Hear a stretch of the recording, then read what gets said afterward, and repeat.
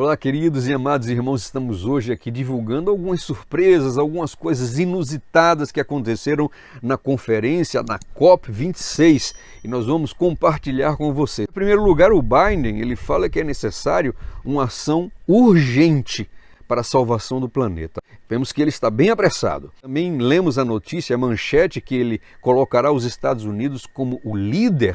Os Estados Unidos assumirá a liderança nas medidas, nas ações para diminuição das temperaturas atmosféricas. Nós temos também que o Boris Johnson disse que nós estamos a 1 minuto da meia-noite, né?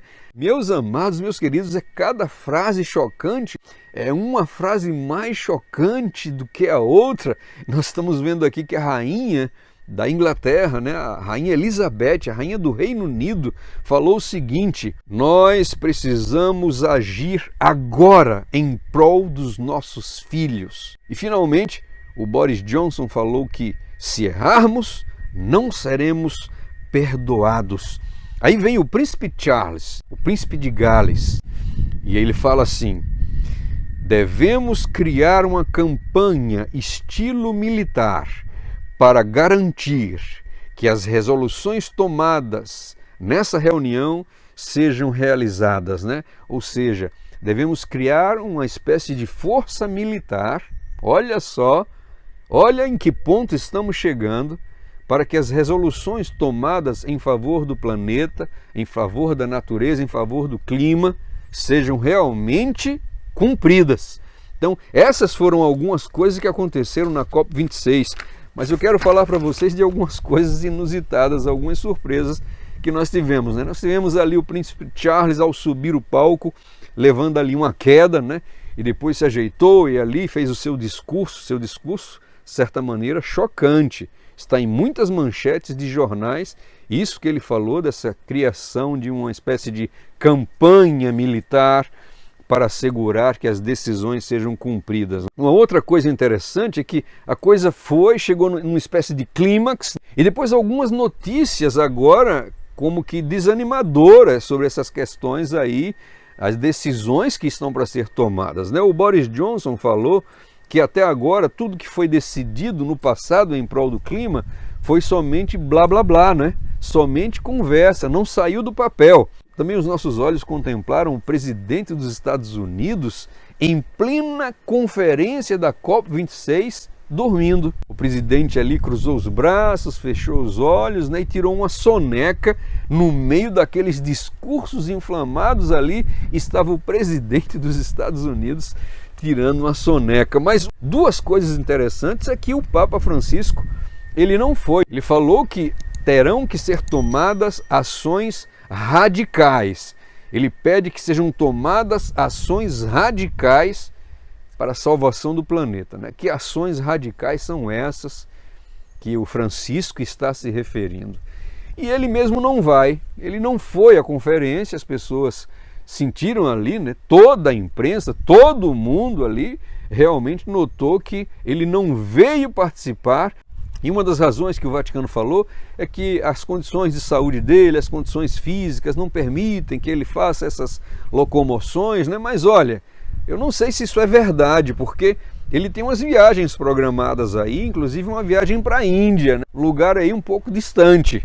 E finalmente a última notícia que eu gostaria de falar para vocês, uma notícia que realmente me pegou de surpresa. A Greta Thunberg tem assim um discurso tão fervoroso, um discurso assim tão forte para a salvação do planeta. Ela vai do lado de fora da conferência da COP26 e ela aponta ali para a conferência e diz assim: olha, não são esses líderes que vão mudar as coisas. Quem vai mudar as coisas somos nós, somos o povo. Eu estou aqui parafraseando, mas você pode acompanhar aí nas notícias alguns links que nós vamos deixar aqui embaixo. Então ela diz: olha, não são eles que vão decidir, quem vai decidir as coisas somos nós, o povão, né? As pessoas na rua.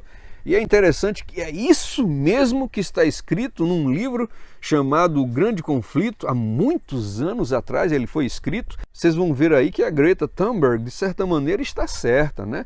Ela falando aí que é o povo que vai realmente pressionar as autoridades, os líderes mundiais, para que tomem decisões, né?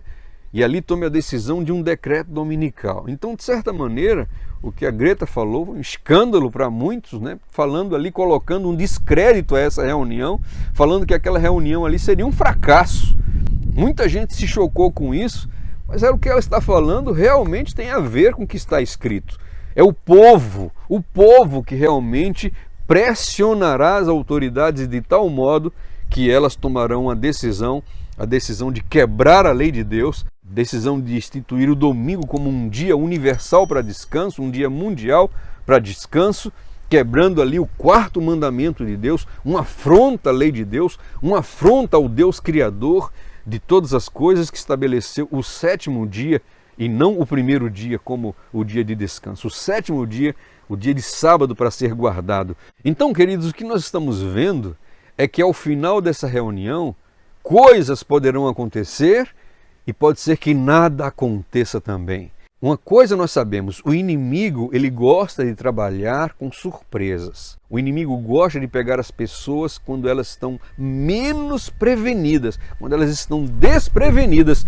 Ele vem e dá o seu ataque mortal. Apocalipse 13 fala da besta que emerge do mar, uma besta semelhante a um leopardo, e ali tem toda uma teologia, ali tem toda a parte historicista, mas eu só queria falar para você aqui de uma curiosidade. É curioso Deus colocar ali um leopardo também, por um motivo interessante, isso é somente uma opinião minha, né? Ali o leopardo é um animal que ele age diferente quando ele quer atacar, né?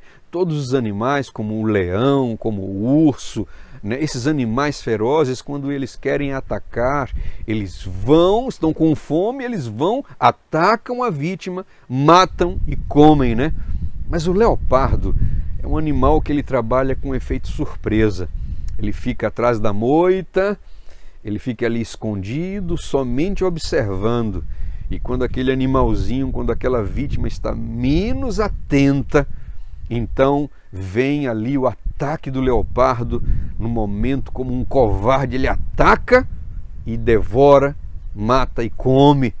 Então, meus queridos, não se enganem, poderemos ter surpresas no futuro, não sabemos quando. Jesus falou para que nós vigiássemos. E também a Ellen White, no seu livro Maranata, ela escreveu assim, olha, nós que conhecemos a verdade, você vai ver aí está escrito, deveremos estar preparados para o que surgirá no mundo como uma esmagadora surpresa. Então, assim, não se iludam se o Papa não foi para o evento, se falaram que essa reunião é um blá blá blá, se a própria Greta está dizendo que essa reunião, essa conferência é um fracasso. Olha, muitas coisas podem acontecer e podem não acontecer, mas o que importa é que nós estejamos com os olhos bem abertos, vigilantes. Jesus disse, vigiai, outra vez vos digo, vigiai. E eu quero dizer para vocês que esse é um momento difícil para nós, né? Nós temos visto notícias terríveis, coisas que realmente abatem o nosso coração. Um dia desses eu assisti uma notícia de uma mãe num país ali no Oriente que vendeu a filha para poder comer. Essas notícias me abatem. Eu não sei se abate a você, mas eu creio que sim. Essas notícias acabam com o nosso coração, não é verdade? Ficamos com o coração destroçado quando vemos também que dentro da nossa igreja passamos também por problemas. Quando vemos que pessoas que são exemplo de fé, um exemplo de erudição, um exemplo de grandes pregações, às vezes tropeçam e caem. E isso machuca o corpo inteiro, né? Porque somos um corpo com Jesus Cristo. Jesus é o cabeça e nós fazemos parte do corpo. E assim, quando o coração sofre, o corpo inteiro sofre. Assim, quando temos um problema nos rins, todo o corpo padece. Nós estamos passando um momento tão difícil. Devemos agora orar mais ainda pela nossa igreja. Devemos orar ainda mais pelos nossos pastores, sim. Devemos orar também por cada um de nós, porque olha, aquele que pensa estar de pé, aqueles que gostam de apontar os pecados, aqueles que se colocam em pedestal de santidade, esses que têm um discurso muitas vezes tão duro contra a igreja, contra os pastores, que uma linguagem ácida, terrível, muitas vezes são usadas. Olhem, cuidado, para que vocês também não tropecem. Então, cada um de nós deve cuidar de nossa própria vida, cada um de nós deve denunciar o pecado, é verdade, mas devemos também estar vigilantes para que nós também não caiamos nas mesmas ciladas. Que Deus nos abençoe, que nos dê um espírito de vigilância, que sejamos batizados diariamente pelo Santo Espírito, clamando pela unção desse Espírito. Que Deus te abençoe muito, meu querido, que o Senhor proteja e guarde a sua família e que estejamos preparados para os dias finais, porque uma coisa é certa, Jesus Cristo está voltando, não temos a menor dúvida. Estejamos então prontos, oremos uns pelos outros. Graça, paz e toda sorte de bênçãos é o que eu desejo para você, no poderoso nome de Jesus. Amém e amém.